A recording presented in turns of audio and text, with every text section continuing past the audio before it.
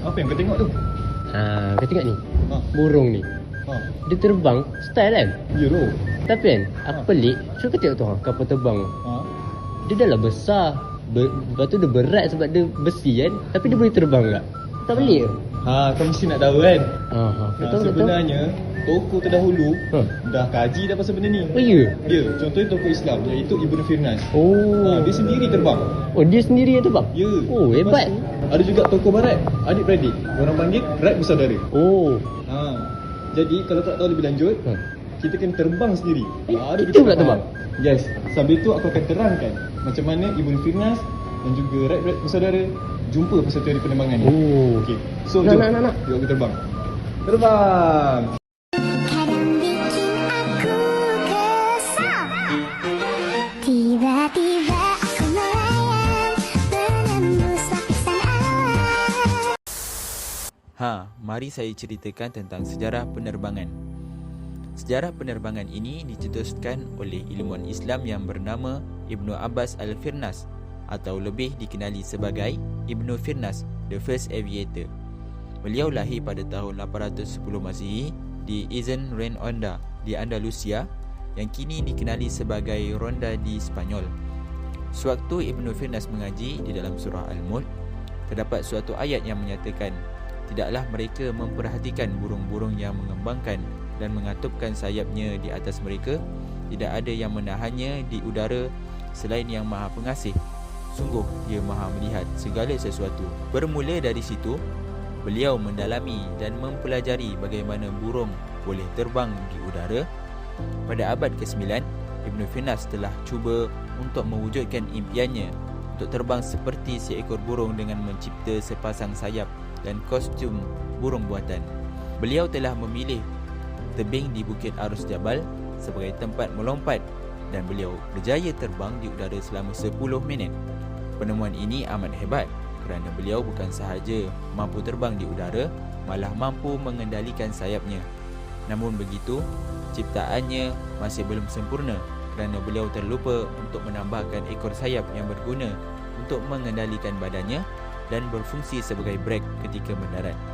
Oleh itu, beliau tidak mendarat dengan selamat dan jatuh ke tanah menyebabkan kecederaan dan luka berat di bahagian punggungnya. Sejak dari itu, beliau tidak lagi mencuba uji kajinya untuk terbang, namun beliau masih mencari kekurangan uji kajinya dan mengkaji untuk menjadikannya sempurna. Selain daripada uji kaji Ibnu Firnas, terdapat juga individu yang terkenal dalam sejarah penerbangan dunia iaitu Orville Wright dan Wilbur Wright yang lebih dikenali sebagai Wright Brothers. Permulaan minat Wright Brothers dalam bidang penerbangan diinspirasikan daripada helikopter mainan apabila ayahnya pulang dari kerja dan membawa mainan berupa helikopter yang nama asalnya ialah gasing Cina.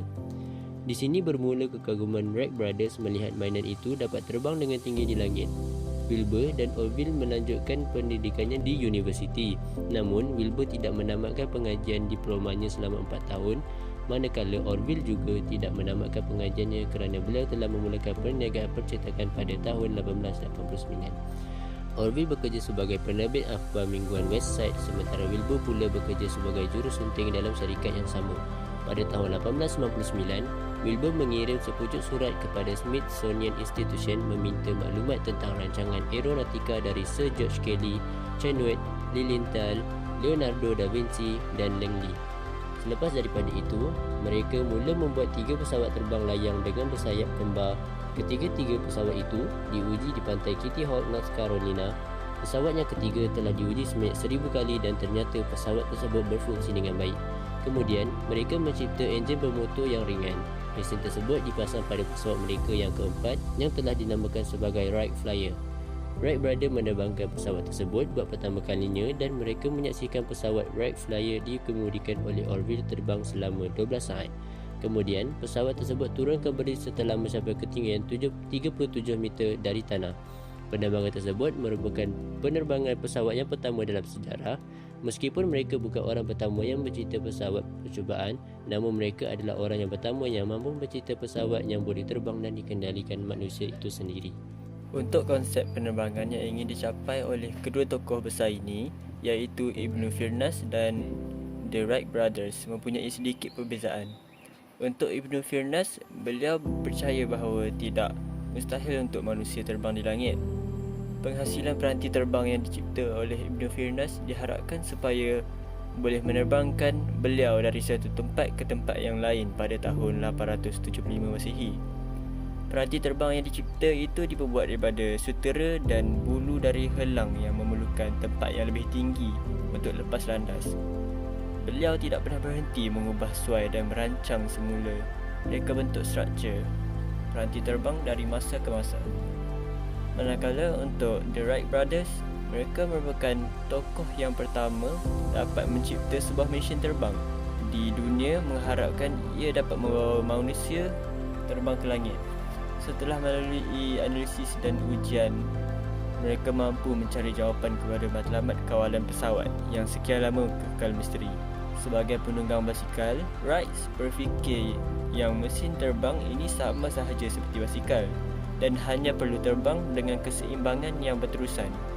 Tetapi malang sekali usaha penemu penerbangan ini menjadi subjek kepada tuntutan hak dan menghalang kepada kemajuan penerbangan. Okey, jadi sekarang kau mesti dah tahu kan pasal Ibnu Firnas dan juga Wright bersaudara. Sekarang aku dah tak pelik lah. Kalau kapal terbang tu walaupun dia besi, dia berat tapi boleh terbang juga. Ya, dan mana tahu lepas ni kau nak kaji pula, mana tahu rumah pun kau boleh terbang kan. Oi, tu hebat sangat tu. Tak mustahil. Oi, baik. Kita Terima kasih. sambung legasi Ibnu Firnas. Oi, boleh. Terima kasih. Alright. Jumpa lagi. Alright.